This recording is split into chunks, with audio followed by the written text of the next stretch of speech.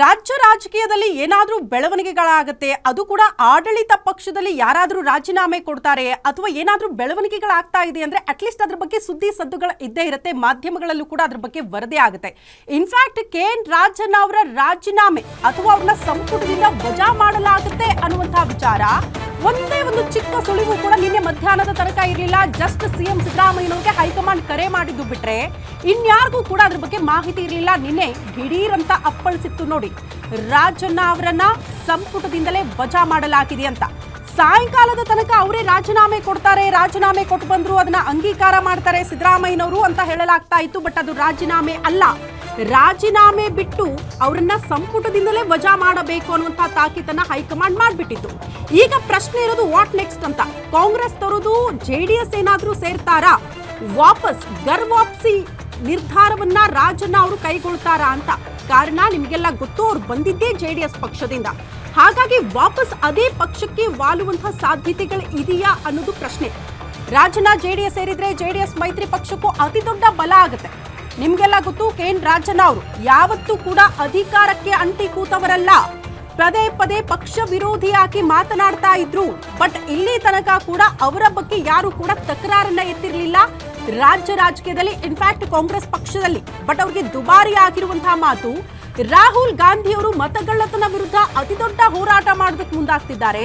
ಅದಕ್ಕೆ ಸಂಬಂಧಪಟ್ಟಂತಹ ದಾಖಲಾತಿಗಳನ್ನ ಕೂಡ ಮುಂದಿಡುವಂತಹ ಪ್ರಯತ್ನ ಮಾಡಿದ್ರು. ಬಟ್ KN ರಾಜಣ್ಣ ಅವರ ಒಂದು ಮಾತಿತ್ತಲ್ಲ, ಅದಕ್ಕೆ ವಿರುದ್ಧವಾಗಿ ಯಾರ್ ಗೌರ್ಮೆಂಟ್ ಅಲ್ರಿ ಮತ ಪರಿಷ್ಕರಣೆ ಆಗಿರೋದು, ನಮ್ದೇ ಗೌರ್ಮೆಂಟ್ ಅಲ್ವಾ ಅನ್ನುವಂತಹ ವಿಚಾರವನ್ನ ಪ್ರಸ್ತಾಪ ಮಾಡಿದ್ದೆ. ಅದೇ ಮಾತೆ KN ರಾಜಣ್ಣ ಅವ್ರಿಗೆ ಮುಳುವಾಗಿ ಹೋಯ್ತು ಅನ್ನೋದು ಬಹಳ ಸ್ಪಷ್ಟವಾಗಿ ಗೊತ್ತಾಗ್ತಾ ಇದೆ. ಎಲ್ಲಿಂದ KN ರಾಜಣ್ಣ ಅವರು ರೆಬಲ್ ಆಗಿದ್ರು ಅಂತ ಅಂದ್ರೆ, ನಾನು ಆರಂಭದಲ್ಲೇ ಹೇಳದ್ನಲ್ಲ, ರಾಜಣ್ಣ ಅವ್ರಿಗೆ ಮಾತ್ರ ಶಾಕಿಂಗ್ ಅಲ್ಲ ಇದು, ಸಿದ್ದರಾಮಯ್ಯನವ್ರಿಗೆ. ಕಾರಣ ಸಿದ್ದರಾಮಯ್ಯರವರನ್ನ ಅತಿ ಹೆಚ್ಚಾಗಿ ಪ್ರೊಟೆಕ್ಟ್ ಮಾಡ್ತಾ ಇದ್ದು ಪಕ್ಷದಲ್ಲಿ ಅದು KN ರಾಜಣ್ಣ ಮಾತ್ರ. ಸಿಎಂ ಬದಲಾವಣೆಯ ವಿಚಾರ ಇರಬಹುದು, ಅವ್ರನ್ನ ಪ್ರೊಟೆಕ್ಟ್ ಮಾಡ್ತಾ ಇದ್ದದ್ದು KN ರಾಜಣ್ಣ ಅವರು. ಪದೇ ಪದೇ DK ಶಿವಕುಮಾರ್ ಅವರ ವಿರುದ್ಧವಾಗಿ ಹೇಳಿಕೆಗಳು, ಮೂರು DCM ಪಟ್ಟ ಬೇಕು ಅನ್ನುವಂತಹ ಬೇಡಿಕೆ, ಅದರ ಜೊತೆಗೆ ದಲಿತ ಶಾಸಕರ ಸಭೆ, ಸಾಕಷ್ಟು ಪಕ್ಷ ವಿರೋಧಿ ಹೇಳಿಕೆಗಳನ್ನ ಕೊಟ್ಟಿದ್ರು ಕೂಡ ಅಷ್ಟು ಗಂಭೀರವಾಗಿ ಹೈಕಮಾಂಡ್ ಯಾವುದನ್ನ ಕೂಡ ತೆಗೆದುಕೊಂಡಿರಲಿಲ್ಲ. ಬಟ್ ರಾಹುಲ್ ಗಾಂಧಿ ಅವರ ಹೋರಾಟಕ್ಕೆ, ಪ್ರತಿಭಟನೆಗೆ ಅವ್ರು ಮಾಡ್ತಾ ಇರುವಂತಹ ಆರೋಪಗಳಿಗೆ ತದ್ವಿರುದ್ಧವಾಗಿ ಮಾತಾಡಿದ್ದು KN ರಾಜಣ್ಣ ಅವರಿಗೆ ಮೋಸ್ಟ್ಲಿ ಅತಿ ದೊಡ್ಡ ಶಾಕ್ ಆಗಿರೋದು ಸಂಪುಟದಿಂದ ವಜಾ ಮಾಡುವಂತಹ ಶಿಕ್ಷೆ. ಇಲ್ಲ ಬಿಡಿ, ರಾಜೀನಾಮೆ ಪಡೆದುಕೊಳ್ತೀನಿ ಅಂತ ಸಿಎಂ ಸಿದ್ದರಾಮಯ್ಯನವರು ಹೇಳಿದ್ರಂತೆ.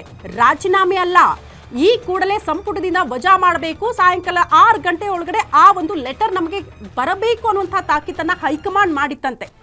ಅದೆಷ್ಟರ ಮಟ್ಟಿಗೆ ಹಾಗಾದ್ರೆ ಗಂಭೀರವಾಗಿ ಪರಿಗಣಿಸಿತ್ತು ಹೈಕಮಾಂಡ್ ಅನ್ನೋದಕ್ಕೆ ಇದೆಲ್ಲ ಬೆಳವಣಿಗೆ ಕೂಡ ಸಾಕ್ಷಿ ಆಗೋಯ್ತು. ನಿನ್ನೆ ಅವ್ರನ್ನ ಸಂಪುಟದಿಂದ ವಜಾ ಮಾಡಿದ್ದು ಜಸ್ಟ್ KN ರಾಜಣ್ಣ ಅವ್ರಿಗೆ ಒಂದು ಕೊಟ್ಟಿರುವಂತಹ ಮೆಸೇಜಾ ಅಲ್ಲ. ಈಗ ಎರಡೆರಡು ಬಣ ಅಂತ ಏನ್ ಹೇಳ್ತಾ ಇದ್ದೀವಲ್ಲ, ಸಿಎಂ ಸಿದ್ದರಾಮಯ್ಯನವರ ಆಪ್ತ ಬಳಗ ಅಂತ, ಅದರಲ್ಲಿ ಗುರುತಿಸಿಕೊಂಡಿರುವಂತಹ ಕೆಲ ಸಚಿವರಿಗೂ ಕೂಡ ಇದು ಒಂದ್ ರೀತಿ ಮೆಸೇಜ್ ಅನ್ನ ಕಾಂಗ್ರೆಸ್ ಹೈಕಮಾಂಡ್ ಪಾಸ್ ಮಾಡಿದೆ ಅನ್ನೋದು ಬಹಳ ಸ್ಪಷ್ಟ. ಯಾಕಂದ್ರೆ ನಿಮ್ಗೆಲ್ಲ ಗೊತ್ತು, ಸತೀಶ್ ಜಾರಕಿಹೊಳಿ, ಮಹದೇವಪ್ಪ, ಹೀಗೆ ಅನೇಕ ಸಚಿವರು ಕೂಡ ಪದೇ ಪದೇ ಹೇಳಿಕೆಗಳನ್ನ ಕೊಡ್ತಾ ಇದ್ರು. ಇವರೆಲ್ಲ ಕೂಡ ಪಕ್ಷ ವಿರೋಧಿ ಹೇಳಿಕೆಗಳನ್ನ ಬಹುತೇಕ ಸಲ ಕೊಟ್ಟಿದ್ದಾರೆ. ಹಾಗಾಗಿ ಇನ್ನು ಮುಂದೆ ಯಾರಾದ್ರೂ ಪಕ್ಷ ವಿರೋಧಿ ಚಟುವಟಿಕೆಯಲ್ಲಿ ಭಾಗಿಯಾದ್ರೆ, ಪಕ್ಷದ ವಿರುದ್ಧವಾಗಿ ಮಾತನಾಡಿದ್ರೆ ಅಂಥವರ ವಿರುದ್ಧ ಇದೇ ಕ್ರಮ ಜರುಗಿಸಲಾಗುತ್ತೆ ಅನ್ನುವಂಥ ಖಡಕ್ ಮೆಸೇಜ್ ಅನ್ನ ಕಾಂಗ್ರೆಸ್ ಹೈಕಮಾಂಡ್ ನಿನ್ನೆ ಪಾಸ್ ಮಾಡದಂತೆ ಕಾಣಿಸ್ತಾ ಇತ್ತು. ಅದರ ಜೊತೆಗೆ KN ರಾಜಣ್ಣ ಮುಂದೇನ್ ಮಾಡ್ತಾರೆ ಅನ್ನುವಂತಹ ಪ್ರಶ್ನೆಗೆ ಯಾವತ್ತೂ ಕೂಡ ಅಧಿಕಾರಕ್ಕೆ ಅಂಟಿ ಕೂತವರಲ್ಲ. ಪದೇ ಪದೇ ಒಂದು ಸ್ಟೇಟ್ಮೆಂಟ್ ಕೊಡ್ತಾ ಇದ್ರು, KPCC ಅಧ್ಯಕ್ಷ ಪಟ್ಟ ಕೊಡ್ತೀರಿ ಅಂದ್ರೆ ಈ ಕ್ಷಣಕ್ಕೆ ನಾನು ಸಚಿವ ಸ್ಥಾನಕ್ಕೆ ರಾಜೀನಾಮೆ ಕೊಟ್ಬಿಡ್ತೀನಿ ಅನ್ನೋ ಮಟ್ಟಿಗೆ ಮಾತನಾಡಿದ್ರು. ಹಾಗಾಗಿ ಸಚಿವ ಸ್ಥಾನಕ್ಕೆ ಅಂಟಿಕೊಂಡವರಲ್ಲ. ಬಟ್ ಮುಂದೇನ್ ಮಾಡ್ತಾರೆ ಅನ್ನೋದು $1 ಮಿಲಿಯನ್ ಪ್ರಶ್ನೆ. ಬಟ್ JDS ಹೋಗ್ತಾರಾ, ಮೈತ್ರಿಗೆ ಆ ಮೂಲಕ ಬಲ ತುಂಬ್ತಾರಾ, ಇದೆಲ್ಲವೂ ಕೂಡ ಸದ್ಯಕ್ಕಿರುವಂತಹ ನಿಗೂಢ ನಡೆ.